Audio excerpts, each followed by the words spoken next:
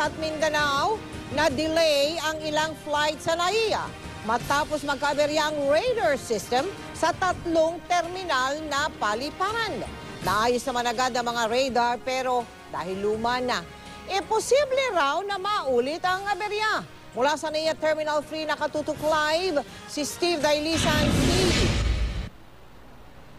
Well, kung tutusin, madali namang nakumpune yung aberya dun sa radar facility. Pero sa Civil Aviation Authority of the Philippines o CAAP na rin ang galing na posibleng maulit pa yung mga ganitong klase ng aberya, lalo't luma na yung kanilang radar facility. Yung tangi raw nilang magagarantiya na sa bawat araw ng operasyon dito sa paliparan, magkaroon man ng delay, yun yung dahilan dahil sa inuuna nila yung kalikasan. 24 na minutong naantala ang operasyon sa NAIA Terminals 1, 2 at 3 matapos magkaaberya ang radar data processing kaninang 9:24 ng umaga. Walang nakansel ang flight pero mula sa normal na kada 2 minutong pagitan ng paglipad at paglapag ng eroplano, naging kada 5 minuto kaya na-delay ang ilang flights.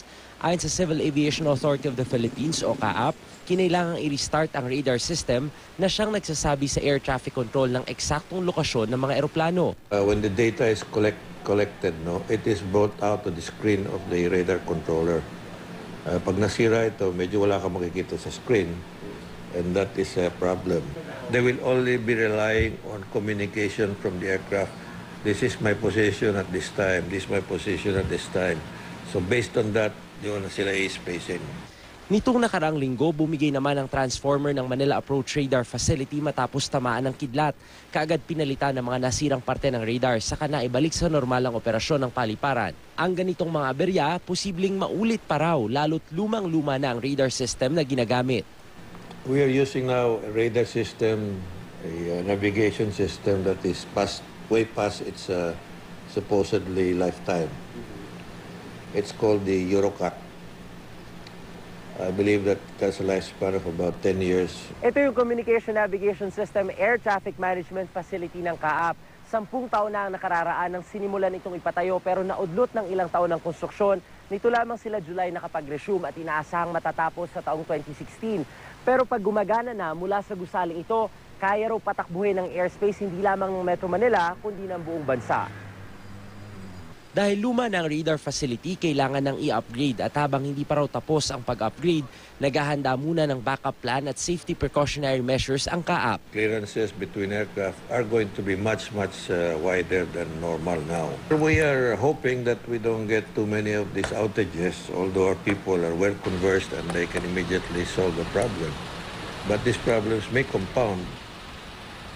Well, supposedly ngayong October ay matatapos na yung upgrade dun sa lumang radar facility. Ang kaso, nagkaroon din ng delay dun naman sa mga piyesa na kakailanganin. Kaya ang target nila ay by November matapos yan. Hinahabol nila yan, lalo pat inaasahan na tataas yung passenger o yung flight volume mula sa halos 1,000 ngayon patungo ng higit pa riyan dahil sa December yung inaasahang passenger season, Mel.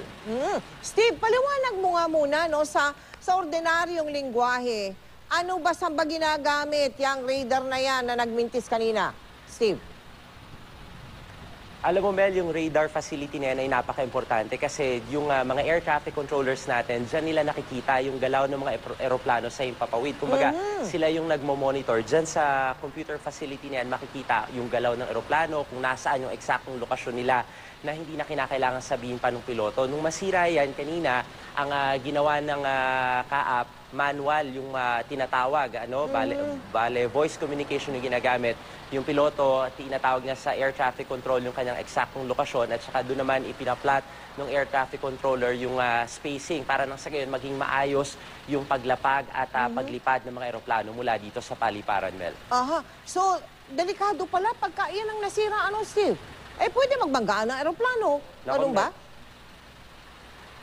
Apektado yung buong operasyon kapag nagkaroon ng problema at hindi kaagad natapos yung upgrade. Ang sabi naman ng CAAP sa atin kanina, Mel, ay kahit papano, nakukumpuni naman nila at meron namang kapasidad na kumpunihin yung mga maliliit na aberya. Ang kaso nga lang, nagkakaroon talaga ng epekto yan dun sa delay, lalo't hindi naman din nila pwedeng isapalaran yung kaligtasan ng mga papalapag na eroplano dito sa ating mga paliparan. Ayun na nga sinasabi ko, Steve. Huwag naman sanang ipagsapalaran ang kaligtasan. Maraming salamat sa iyo, Steve Dailisan.